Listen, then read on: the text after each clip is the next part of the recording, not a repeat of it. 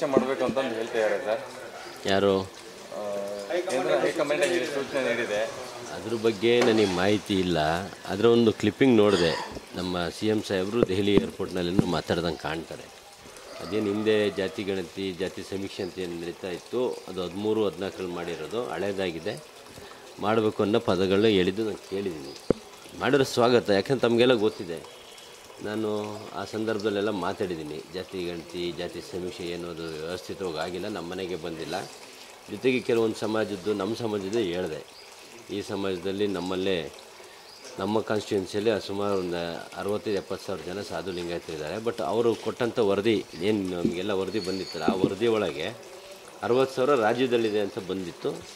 ಅದು ತಪ್ಪು ಅನ್ನೋದನ್ನು ನಾನು ಮಾತಾಡಿದ್ದೆ. ಅದ್ರ ಪ್ರಕಾರ ಅವ್ರಿಗೆ ಏನಾದ್ರು ಹೊಸ್ದಾಗಿ ಜಾತಿಗೆ ಅಂತ ಮಾಡಿದ್ರೆ ಸ್ವಾಗತ ಮಾಡಿದ್ರೆ ನಾನೇ ಮೊದಲನೇ.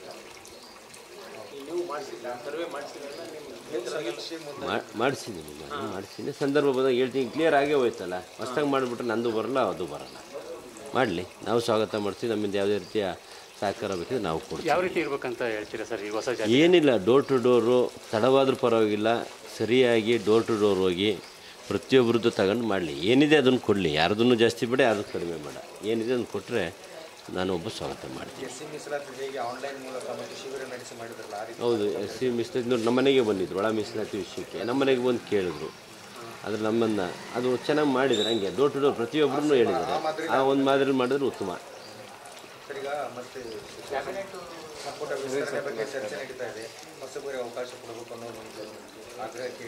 ಹೌದು, ಮಾಡಲೇಬೇಕು.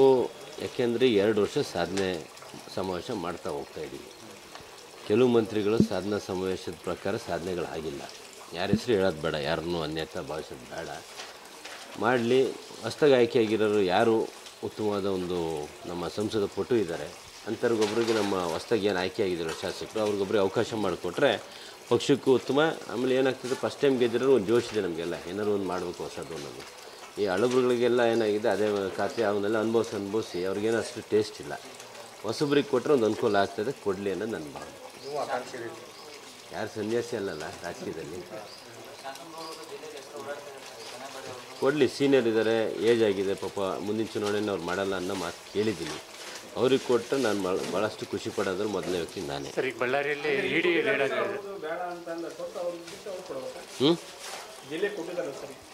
ಎರಡೇ ಕೊಡಬಾರ್ದು. 2 ಕೊಟ್ಟಾರಲ್ಲ ಬೀದರ್ಲಿ, 2 ಕೊಡಲಿ.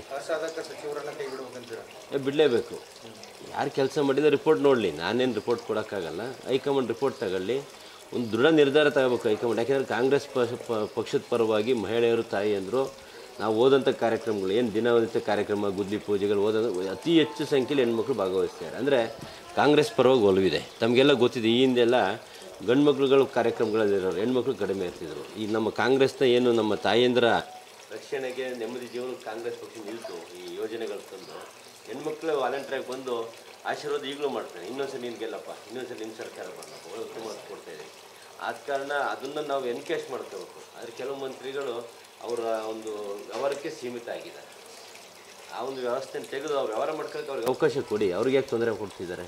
ವ್ಯವಹಾರಕ್ಕೆ ಸೀಮಿತ ಕೊಟ್ಟು ಯಾರು ಆ್ಯಕ್ಟಿವಾಗಿ ಕೆಲಸ ಮಾಡೋ ಅಂಥ ಇದ್ದಾರೆ ಅವ್ರು ತಂದು ಮಂತ್ರಿ ಮಾಡಿದ್ರೆ ಪಕ್ಷ ಇನ್ನೂ ಒಂದು ಸರಿ ಅಧಿಕಾರ ಬರೋದ್ರಾಗ ಏನು ತೊಂದರೆ ಇಲ್ಲ.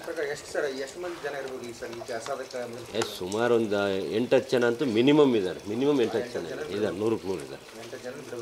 ಚೇಂಜ್ ಮಾಡಲಿ, ಹೊಸಬ್ರಿಗೆ ಅವಕಾಶ ಕೊಡಲಿ, ಸೀನಿಯರ್ಸಿಗೂ ಕೊಡಲಿ. ಹಳಬ್ರು 5 ಸರಿ 6 ಸರಿ ಗೆದ್ದಿರೋರು ಭಾಳ ಜನ ಇದ್ದಾರೆ ಪಾಪ.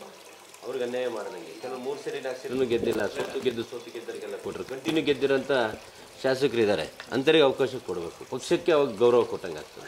ಸರ್ಕಾರ ರಚನೆ ಆಗುವಾಗ 2.5 ವರ್ಷದ್ದೇನೋ ಮಾತುಕತೆ ಈಗ ಬೇಡ. ಈಗ ಆ ಚರ್ಚೆ ಈಗ ಸದ್ಯ ಅಸ್ಪೃಶ್ಯ ಈಗ ಬೇಕಾಗಿಲ್ಲ. ಯಾಕಪ್ಪ ಅಂದರೆ ಮುಖ್ಯಮಂತ್ರಿಗಳಿದ್ದಾರೆ, ಉತ್ತಮ ಆಡಳಿತ ನಡೀತಿದೆ, ಉತ್ತಮ ಮಳೆ ಬೆಳೆ ಆಗ್ತಾಯಿದೆ. ನಮಗೇನು ಮಂತ್ರಿಮಂಡಲ ಇನ್ನೂ ಸ್ವಲ್ಪ ಸ್ಟ್ರಾಂಗ್ ಆದರೆ ಇನ್ನೂ ಉತ್ತಮ ಆಡಳಿತ ಕೊಡೋಕ್ಕಾಗ್ತದೆ. ಈ ಮಂತ್ರಿಮಂಡಲ ವಿಸ್ತರಣೆ ಬಗ್ಗೆ ನಾನು ನೋಡ್ತಾ ಇದ್ದೀನಿ. ಮಂತ್ರಿಮಂಡಲ ವಿಸ್ತರಣೆ ಮಾಡಲಿ, ಬದಲಾವಣೆಗಳು ಯಾವ ವಿಧವೂ ಮಾಡಲಿ.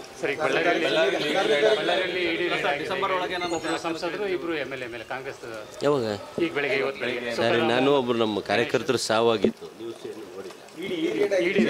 ಯಾರ್ಯಾರ ಮೇಲೆ? ಹೌದಾ ಹೌದಾ ಮಾಹಿತಿ ಇಲ್ಲ. ನೋಡೋಣ, ಅದು ಮಾಹಿತಿ ತಗೊಂಡು ಮಾತಾಡ್ತೀನಿ. ನನಗೆ ಮಾಹಿತಿ ಇಲ್ಲ.